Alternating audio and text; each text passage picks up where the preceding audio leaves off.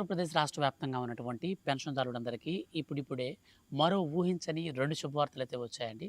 మన యొక్క రాష్ట్ర ప్రభుత్వం కొత్త పెన్షన్‌లయితే విడుదల చేసింది. ఈ కొత్త పెన్షన్‌లలో ముఖ్యంగా ఈసారి రూ. 4,500 మరియు రూ. 6,500 చొప్పున నేరుగా అర్హత కలిగినటువంటి వారందరికీ ఈ కొత్త పెన్షన్‌లలో మంజూరైతే చేయబోతున్నారు. ఎవరెవరికి ఈ రూ. 4,500 పెన్షన్ వస్తుంది, ఎవరెవరికి రూ. 6,500 పెన్షన్ వస్తుందో కంప్లీట్‌గా వీడియోలో ఎక్స్‌ప్లెయిన్ చేస్తాను. అలాగే దీంతో పాటు మన యొక్క రాష్ట్ర వ్యాప్తంగా 50 సంవత్సరాల వయసు కలిగినటువంటి వారందరికీ కొత్తగా పెన్షన్లు అయితే మంజూరు చేస్తుంది మన యొక్క రాష్ట్ర ప్రభుత్వం. సో వీటికి సంబంధించి కావాల్సినటువంటి ప్రూఫ్స్ ఏంటి, అర్హతలు ఏంటో కూడా ఈ వీడియోలో నేను మీకు క్లారిటీగా ఎక్స్‌ప్లెయిన్ చేస్తాను. సో నిన్నటి రోజున జరిగినటువంటి వీడియో కాన్ఫరెన్స్‌లో మన యొక్క రాష్ట్ర ముఖ్యమంత్రి నారా చంద్రబాబు నాయుడు గారు ఎంతో ప్రతిష్టాత్మకంగా ఈ పెన్షన్లను ఈసారి ఇంప్లిమెంట్ అయితే చేయాలని చెప్పేసి అధికారులకు ఆదేశాలు కూడా జారీ చేశారు. అందులో భాగంగానే మన యొక్క రాష్ట్ర వ్యాప్తంగా ఉన్నటువంటి పెన్షన్దారులను ముఖ్యంగా గుర్తించే పనిలో రాష్ట్ర ప్రభుత్వం కూడా సిద్ధమైంది. సో అర్హుల జాబితాను కూడా విడుదల చేసేందుకు ఎట్టకేలకు మార్గదర్శకాలను కూడా విడుదల చేయడం జరిగింది. సో వీడియోలో నేను మీకు కంప్లీట్గా అయితే ఎక్స్ప్లెయిన్ చేస్తాను. వీడియోని స్కిప్ చేయొద్దు. స్టార్టింగ్ నుంచి ఎండింగ్ వరకు పూర్తిగా అయితే వీడియోని చూడండి. సో మీరు వీడియోని పూర్తిగా చూస్తేనే మీకు విషయం క్లారిటీగా అర్థమవుతుంది. మీరు ఒకవేళ స్కిప్ చేసుకుంటూ వెళ్ళారంటే సో పెన్షన్లకు సంబంధించి మీరు సరైనటువంటి ఇన్ఫర్మేషన్ అనేది మీరు గ్యాదర్ చేసుకోలేరు. సో కాబట్టి మీరు ఖచ్చితంగా వీడియోని మొత్తం ఫుల్గా చూడండి. అలాగే ఈ వీడియో కింద ఉన్నటువంటి బ్లాక్ కలర్ సబ్స్క్రైబ్ బటన్ని క్లిక్ చేసినట్లయితే ఏ చిన్న అప్డేట్ వచ్చినా సరే మిస్ కాకుండా అందరికంటే ముందుగా మీరు ఈజీగా ప్రతి ఒక్క చిన్న అప్డేట్ను కూడా తెలుసుకోవచ్చు. ఇక లేట్ చేయకుండా మనం టాపిక్ని స్టార్ట్ చేద్దాం. ఫ్రెండ్స్, ఆంధ్రప్రదేశ్ రాష్ట్ర ముఖ్యమంత్రి సీఎం నారా చంద్రబాబు నాయుడు గారు ఆయన అధికారం చేపట్టిన తర్వాత డైరెక్ట్గా పెన్షన్లను అప్పటి వరకు ఇస్తున్నటువంటి రూ. 3,000 సామాజిక భద్రతా పెన్షన్లను కాస్త రూ. 4,000 అయితే పెంచారండి. అనంతరం మనకు వికలాంగుల పెన్షన్ అయితే మనకు రూ. 4,000 అయితే వస్తున్నటువంటి పెన్షన్ని రూ. 6,000 అయితే పెంచారు. సో ఈ విధంగా పెన్షన్లు అయితే మనకు భారీగా పెంచడం జరిగింది. సో పెంచినప్పటి నుంచి ఇప్పటి వరకు చూసుకుంటే ప్రతి నెల 1వ తారీఖు నుంచి 2వ తారీఖు లోపల అంటే మనకు 2 రోజుల లోపల ఈ పెన్షన్ పంపిణీ కార్యక్రమం అంతా కూడా కంప్లీట్ అయిపోతుంది. అనంతరం అర్హత కలిగినటువంటి కొత్త పెన్షన్దారులకి ఆన్లైన్లో కూడా మనకు అప్లై చేసుకోవడానికి సచివాలయాల్లో కూడా అయితే మనకు రిజిస్ట్రేషన్స్ అయితే కూడా ప్రారంభిస్తూ ఉన్నారు. ఈ విధంగా మనకు ఆంధ్రప్రదేశ్ రాష్ట్ర వ్యాప్తంగా పెన్షన్ల పంపిణీ మాత్రం చాలా చక్కగా అయితే జరుగుతుంది. అంటే ఒకవేళ మనకు 1వ తారీఖున సెలవు కనుకుంటే దానికి ముందు రోజున పెన్షన్ అయితే మనకు అప్లికబుల్ అయితే అవుతుందన్నమాట. అంటే రాష్ట్ర వ్యాప్తంగా పంపిణీ అయితే చేయడానికి ఇచ్చినటువంటి మార్గదర్శకాలన్నింటినీ కూడా వీళ్ళు అనుసరిస్తూ ఉన్నారు. ఇక మన యొక్క రాష్ట్ర వ్యాప్తంగా కొత్త పెన్షన్లకు సంబంధించి మనకు ఒక 2 నోటిఫికేషన్లు వచ్చాయండి. సో 2 నోటిఫికేషన్లు కూడా మనం క్లారిటీగా చూసుకున్నట్లయితే సో మనకు కొన్ని కొత్త రూల్స్‌ను కూడా మార్చారనమాట. ఈ కొత్త రూల్స్‌లో మరీ చాలా అంటే చాలా ఇంపార్టెంట్ పాయింట్ ఏంటంటే ఇక నుంచి ఏ నెల పెన్షన్ ఆ నెల తీసుకోవాల్సి ఉంటుంది లబ్ధిదారులు. సో మేము ఈ నెలలో పెన్షన్‌ని రేపు నెల తీసుకుంటామంటే కుదరదు. ఎందుకని కుదరదు అంటే దానికి సంబంధించి మన రాష్ట్ర ప్రభుత్వం అఫీషియల్ అనౌన్స్‌మెంట్ కూడా చేసింది. సో ఇప్పుడు నేను మీకు ఎక్స్‌ప్లెయిన్ చేస్తాను, క్లారిటీగా మీరు వినొచ్చు.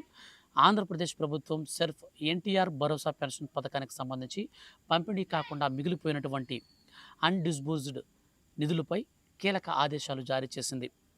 నిధుల వివరాలు: ప్రభుత్వం నెలకు సుమారుగా 62.76 లక్షల మంది పెన్షన్దారుల కోసం 2,725.79 కోట్ల రూపాయలను విడుదల చేస్తుంది. పెన్షన్ పంపిణీ ముగిసిన తర్వాత 2 పని దినాలలో పంపిణీ మొత్తాన్ని అందరికీ కూడా చెల్లించాలి. పంపిణీ అనేది పూర్తయిన తర్వాత మరో 2 రోజుల లోపల ఈ చలాన్ ద్వారా ప్రభుత్వ ఖాతాకు డబ్బులను జమ చేయాల్సి ఉంటుంది. బకాయిలు 2020-21 ఆర్థిక సంవత్సరం నుంచి 2025-26 సంవత్సరం వరకు నిధులైతే పేరుకుపోయాయి. పాత అన్స్పెక్ట్ అమౌంట్ను కూడా వెంటనే పంపాలని రాష్ట్ర ప్రభుత్వం ఆదేశాలు జారీ చేసింది. పెండింగ్లో ఉన్నటువంటి పాత నిధులను మనకు ఈ మార్చి నెల లోపల అందరికీ కూడా పంపిణీ చేయాలని, అంటే రిటర్న్ గవర్నమెంట్కి అయితే తిరిగి సబ్మిట్ చేయాలని రాష్ట్ర ప్రభుత్వం నిర్ణయించినటువంటి తేదీలలోగా ఎవరైతే ఏ సచివాలయంలో ఉన్నటువంటి ఎంప్లాయీస్ అయితే తిరిగి చెల్లించాల్సినటువంటి అమౌంట్ అంతా కూడా తిరిగి చెల్లించకుండా ఆపుతారో సో అట్లాంటి వారందరికి కూడా మన యొక్క రాష్ట్ర సెర్ఫ్ సీఈఓ అయితే ఖచ్చితంగా స్పెషల్ అర్జెంటుగా దీన్ని ఫోకస్ చేసి ఎవరైతే అమౌంట్స్ అనేది పంపించకుండా ప్రభుత్వం ఇచ్చినటువంటి ఆదేశాలను ధిక్కరిస్తారో అటువంటి వారిపైన కఠిన చర్యలు తీసుకుంటామని రాష్ట్ర ప్రభుత్వం అయితే ఇప్పుడు ఆదేశాలు అయితే జారీ చేసింది. ఆయా సచివాలయాల్లో ఉన్నటువంటి ఎంప్లాయీస్ అందరూ కూడా సకాలంలో పెన్షన్ల పంపిణీ అనేది చేసిన తర్వాత మిగిలినటువంటి 2020-21 ఆర్థిక సంవత్సరం నుంచి 2025, 26 ఆర్థిక సంవత్సరం వరకు పేరుకుపోయినటువంటి ఆ యొక్క అమౌంట్స్ అన్నీ కూడా అయితే నేరుగా రాష్ట్ర ప్రభుత్వానికి తిరిగి చలాన్ రూపంలో అయితే చెల్లించాలి. అలా చెల్లించకుండా ఆగిపోయినటువంటి వారందరి మీద కఠిన చర్యలు అయితే తీసుకుంటామని చెప్పడంతో సచివాలయాల్లో ఉన్నటువంటి ఎంప్లాయీస్ అందరూ కూడా అలర్ట్ అయ్యారు. సో కాబట్టి మనకి ఇక నుంచి 1వ తారీఖున పెన్షన్ పంపిణీ ఉంటుంది. ఒకవేళ సెలవు దినం అయితే దానికి ముందు రోజు ఉంటుంది. ఇన్ కేస్ ఒకవేళ సెలవు దినం అయిపోయిన తర్వాత పెన్షన్ల పంపిణీ విషయానికి వస్తే మాత్రం ఖచ్చితంగా పెన్షన్ అనేది కంప్లీట్ అయిపోయిందనుకోండి, వెంటనే డబ్బులైతే వెనక్కి పంపించేస్తారు. కాబట్టి మీరు ఈ నెలలో పెన్షన్ తీసుకోకపోతే రేపు నెలలో కూడా ఇస్తారు కదా అనే ఉద్దేశంతో వచ్చారంటే మీకు ఆల్రెడీ పెన్షన్ పంపించిన తర్వాత రిమైనింగ్ అమౌంట్ గవర్నమెంట్కి వెళ్ళిపోతుంది. తర్వాత మళ్ళీ తిరిగి గవర్నమెంట్ ఏం చేస్తుంది, ఎవ్రీ మంత్ 2725.79 కోట్ల రూపాయలు మాత్రమే పంపిస్తుంది. మీకు ఆగిపోయింది కదని చెప్పేసి ఆ పెన్షన్ అమౌంట్ మనకు కొత్తగా ఏం తీసుకొని రాదు. సో ఇది మీరు బాగా గుర్తుపెట్టుకోవాలా. ఏ నెలలో పెన్షన్ అనేది ఆ నెలలోనే తీసుకోండి. సో నెల మారిందంటే మాత్రం చాలా అంటే చాలా మీకు పెన్షన్ అయితే తిరిగి ఆ నెలలో పెన్షన్ రాదు. ఒకవేళ మీరు 3 నెలల పెన్షన్ పాటు కానీ తీసుకోకుండా ఆగిపోయారంటే మాత్రం 3 నెలల తర్వాత మీ పెన్షన్ అయితే ఇనాక్టివ్ అయిపోతుంది. సో ఈ విధంగా మనకు కొత్త రూల్స్ని అయితే మనకు మార్పులు చేర్పులు చేసింది రాష్ట్ర ప్రభుత్వం పెన్షన్ పంపిణీ విషయంలో. సో ఇది చాలా అంటే చాలా డిఫికల్ట్ అనమాట. ఇక మనకు వచ్చేసి కొత్త పెన్షన్లకు సంబంధించి మనకు అప్డేట్స్ అయితే వచ్చాయండి.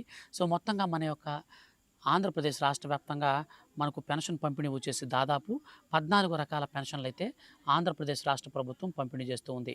ఈ 14 రకాల పెన్షన్లో ముఖ్యంగా మనం చూసుకున్నట్టయితే ఎన్టీఆర్ భరోసా పెన్షన్లలో వృద్ధులు, వికలాంగులు, వితంతువులు, ఒంటరి మహిళలు, కూలీలు, దీర్ఘకాలిక వ్యాధిగ్రస్తులు నెల నెలా పెన్షన్ రూపంలో ఆర్థిక సాయాన్ని అందిస్తూ ఉంది మన యొక్క ఆంధ్రప్రదేశ్ రాష్ట్ర ప్రభుత్వం. ప్రతి నెల 1వ తారీఖున పెన్షన్ పంపిణీ కార్యక్రమం స్టార్ట్ చేస్తారు. 4 రోజుల్లో ఈ పెన్షన్ పంపిణీ కార్యక్రమం అండ్ మిగతా మిగిలిన డబ్బులను కూడా వెనక్కి పంపించే కార్యక్రమానికైతే శ్రీకారం చుట్టారు. ఒకవేళ ఏదైనా పబ్లిక్ హాలిడే కనుక 1వ తారీఖున వస్తే దానికి ముందు రోజు రేపు మనకు పెన్షన్ల పంపిణీ అయితే ఉంటుంది. సో ఆంధ్రప్రదేశ్ గ్రామీణాభివృద్ధి శాఖ కింద ఎన్టీఆర్ భరోసా పెన్షన్ అయితే మన యొక్క రాష్ట్ర ప్రభుత్వం అమలు చేస్తూ వస్తుంది. అందులో 4,000 రూపాయల నుంచి 15,000 రూపాయల వరకు పెన్షన్స్ ఇస్తున్నారు.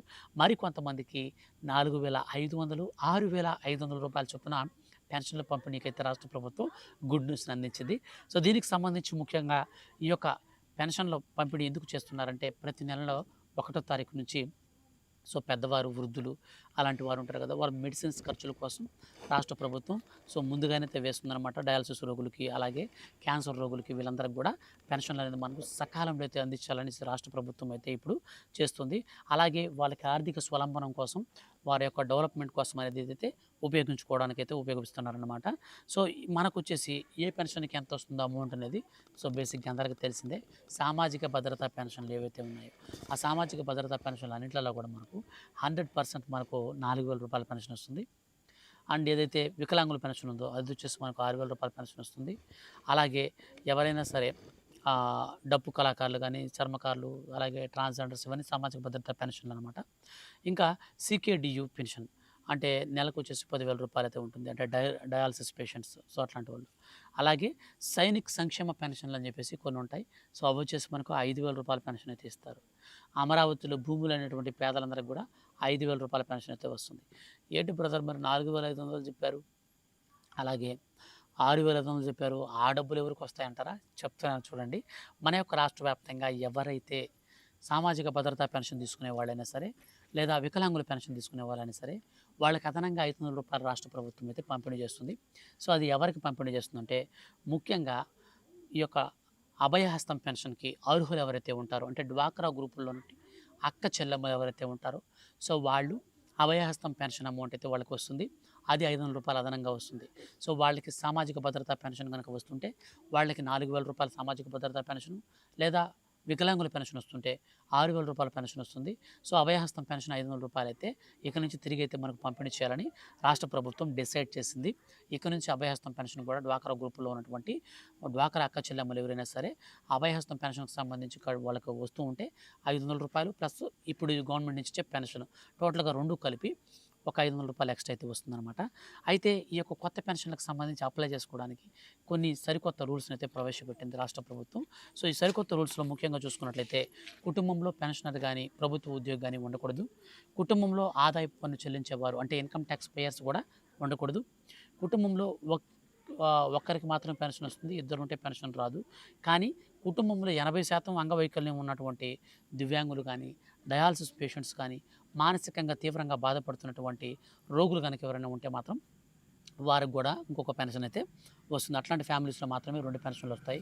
ఇక కుటుంబ ఆదాయం అనేది గ్రామీణ ప్రాంతాలలో 10,000 లోపు ఉండాలి. పట్టణ ప్రాంతాలలో రూ. 12,000 లోపు ఉండాలన్నమాట. ఇది నెలసరి ఆదాయం విషయంలో చెప్తున్నాను. ఇక కుటుంబానికి భూమి విషయానికి వస్తే 3 ఎకరాల లోపు తడి లేదా 10 ఎకరాల లోపు మొత్తంగా తడి, పొడి 2 కలిపైతే ఉండొచ్చు. అంటే మెట్ట, మాగాణి 2 కలిపి ఉండొచ్చు. కుటుంబానికి 4 చక్రాల వాహనాలైతే ఉండకూడదు. అందులో టాక్సీలకి, ఆటోలకి, ట్రాక్టర్లకి మినహాయింపు అయితే ఉంటుంది. కుటుంబంలో కరెంటు వినియోగం అనేది ప్రతి నెలలో 300 యూనిట్ల కంటే దాటకూడదు. ఈ యొక్క రూల్స్‌ని అయితే మనకు రాష్ట్ర ప్రభుత్వం టోటల్‌గా మనకివ్వడం జరిగిందనమాట. ఇక 60 ఏళ్ళు అంతకంటే ఎక్కువ వయసున్న వారికైతే ఇప్పుడు వృద్ధాప్య పెన్షన్ అయితే ఇస్తారు. అలాగే జీవనాధారానికి ఏ మార్గం లేకుండా కుటుంబంలో బంధువులపై ఆధారపడకుండా జీవించేటువంటి వృద్ధులు కావచ్చు, అలాగే వాళ్ళతో పాటుగా ఏవైనా డైవర్స్ తీసుకున్నటువంటి వారు ఎవరైనా సరే ఉన్నా సరే వారికి కూడా ఈ యొక్క పెన్షన్స్ అయితే ఇస్తారనమాట. అయితే పెన్షన్ దరఖాస్తు చేసుకోవడానికి కావాల్సినటువంటి ప్రూఫ్స్ మనం చూసుకున్నట్లయితే ఆధార్ కార్డు, రేషన్ కార్డు, కుల ధృవీకరణ పత్రం, ఆదాయ ధృవీకరణ పత్రం, ఆధార్ అప్డేట్ హిస్టరీ. సో ఇవైతే మనకు ఖచ్చితంగా ప్రతి పెన్షన్కి అయితే ఉండాల్సిందే. అండ్ మీరు పెన్షన్ తీసుకునే రకాన్ని బట్టి మీకు ఇవి మారుతుంటాయి. ఇప్పుడు నాకు సంబంధించి చూసుకున్నట్లయితే సో భర్త చనిపోయినటువంటి మహిళ 18 సంవత్సరాల వయసు అనేది దాటి ఉండాలి. అండ్ భర్తకు సంబంధించినటువంటి ఆ యొక్క డెత్ సర్టిఫికేట్ అయితే సబ్మిట్ చేయాల్సి ఉంటుంది.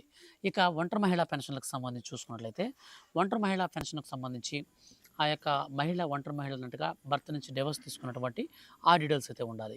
ఇక కల్లు కార్మికులకు సంబంధించినటువంటి కల్లు గీత కార్మికులు ఆ యొక్క పెన్షన్ సంబంధించి చూసుకున్నట్లయితే వాళ్ళకి ఎక్సైజ్ శాఖ ధృవీకరించినటువంటి ధృవీకరణ పత్రం అయితే ఖచ్చితంగా ఇప్పుడు నేను పైన చెప్పినటువంటి ప్రూఫ్స్‌తో పాటు అయితే ఉండాలి.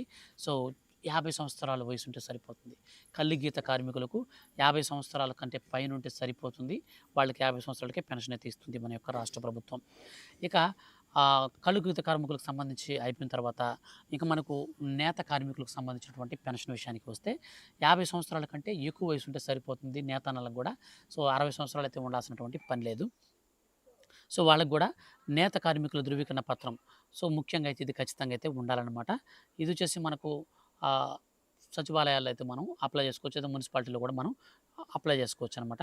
అలాగే ఎవరైనా సరే వివాహం అయినటువంటి వాళ్ళు కానీ, వివాహం కానటువంటి వాళ్ళు కానీ, వివాహం కానటువంటి వాళ్ళు గ్రామీణ ప్రాంతాల్లో ఉంటే 30 ఏళ్ళు అంతకంటే ఎక్కువ వయసు ఉంటే మాత్రం వాళ్ళకి ఒంటరి మహిళా పెన్షన్స్ అయితే ఇస్తారు.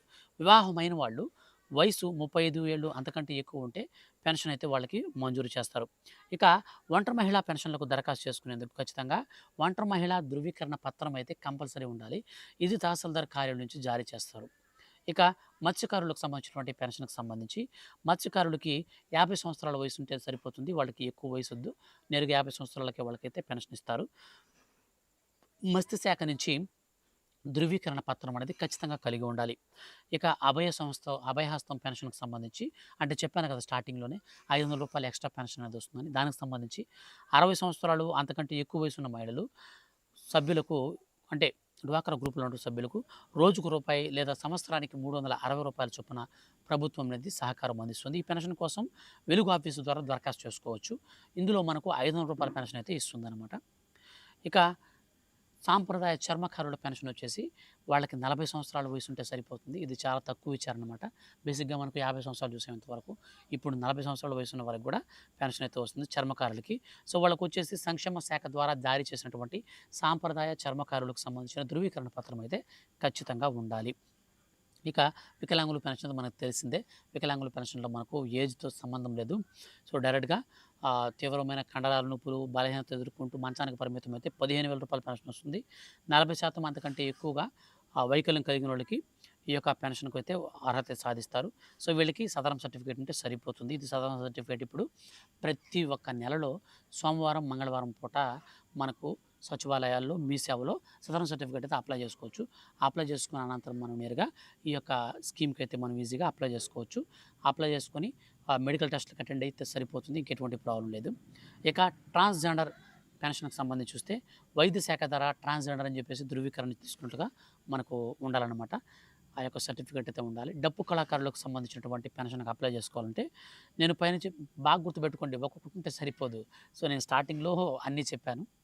తర్వాత ఏ పెన్షన్‌కి ఒక్కొక్క పెన్షన్‌కి ఒక్కొక్క రకమైనటువంటి సెపరేట్ సర్టిఫికేట్ అయితే ఉండాలనమాట. సో, ప్రూఫ్ అనేది ఉండాలి. దానికోసం చెప్తున్నాను.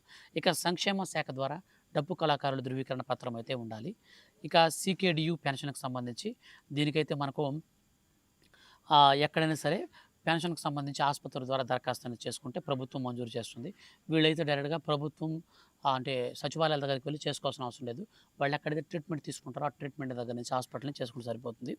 ఇక సైనిక్ సంక్షేమ పెన్షన్‌లు వచ్చేసి మనకు మున్సిపల్ అడ్మినిస్ట్రేషన్ మరియు అర్బన్ డెవలప్‌మెంట్ డిపార్ట్‌మెంట్ ఆంధ్రప్రదేశ్ రాజధాని ప్రాంత అంటే మనకు అభివృద్ధి అథారిటీ ఏపీసీఆర్‌డీఏకి సంబంధించినటువంటి ప్రాంతంలో భూమి లేని పేదలు ఈ పెన్షన్‌కు రూ. 5,000కి అర్హత ఉంటుంది. దీనికి ఎలాంటి వయసు పరిమితి లేదు. ఈ పెన్షన్ కోసం అమరావతిలో ఉండే భూమి లేని పేద ప్రజలు మీ సేవ ద్వారా దరఖాస్తు చేసుకోవచ్చు. సో, భూమి లేకపోతే చాలు మీ పేరు మీద మీకు ఈ పెన్షన్ అయితే వస్తుంది. అమరావతిలో ఉన్నటువంటి వారికి మాత్రమే. యాంటీ రెట్రోవైరల్ థెరపీ అంటే ఏఆర్టీ పెన్షన్ అనమాట. సో, దీనికి సంబంధించి దీనికి సంబంధించిన పెన్షన్ అనేది కనీసం 6 నెలల కాలంగా యాంటీ రెట్రోవైరల్ థెరపీ ట్రీట్మెంట్ తీసుకునేవారు ఈ పెన్షన్‌కు అర్హులుంటారు. ఈ పెన్షన్ ద్వారా లబ్ధి పొందేందుకు ఎలాంటి వయసు పరిమితి అయితే లేదు. సో, ఈ విధంగా అయితే మనకు మొత్తంగా ఇవ్వడం జరిగింది. ఇప్పుడు నేను చెప్పాను కదా! సో, కొత్తగా ఈ పెన్షన్‌కి సంబంధించి ఆన్‌లైన్‌లో మనం ఈజీగా అప్లై చేసుకోవచ్చు. మీ దగ్గర ఉన్నటువంటి డీటెయిల్స్‌తో గ్రామ వార్డు శాఖల ద్వారా మనకు సచివాలయాల ద్వారా అయితే మనం అప్లై చేసుకోవచ్చు. ఎంపికైనటువంటి వారికి ప్రతి నెల మొదటి 4 రోజుల్లోపే పెన్షన్ అయితే పంపిణీ చేస్తారు. పెన్షన్ దరఖాస్తు సంబంధించి స్టేటస్ అనేది మనకు ఎప్పటికప్పుడు తెలుసుకుంటూ ఉండొచ్చు. సో, ఈ విధంగా మీకు ఎన్టీఆర్ భరోసా పెన్షన్‌కి సంబంధించి కంప్లీట్‌గా మనకు కొత్త పెన్షన్‌లు వాటికి కావాల్సినటువంటి ప్రూఫ్స్ అన్నీ కూడా నేను డీటెయిల్‌గా చెప్పాను. ఒకవేళ మీరు స్కిప్ చేసుకుంటూ వచ్చుంటే దయచేసి మధ్యలోకి వెళ్ళండి వీడియోలోకి. అక్కడ నేను కంప్లీట్‌గా చెప్పాను. మీకు ఏ రకం పెన్షన్‌కి ఎలాంటి డాక్యుమెంట్స్ కావాలి. అన్ని డాక్యుమెంట్స్ సిమిలర్‌గా ఉన్నాయి.